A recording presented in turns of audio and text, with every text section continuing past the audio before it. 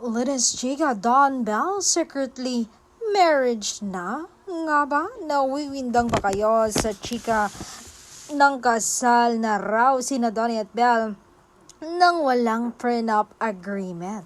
Bago ka maniwala, mag-fact check ka muna. Pero ayon sa chika, totoong-totoo palang kasal na sila. Lihim silang ikinasal.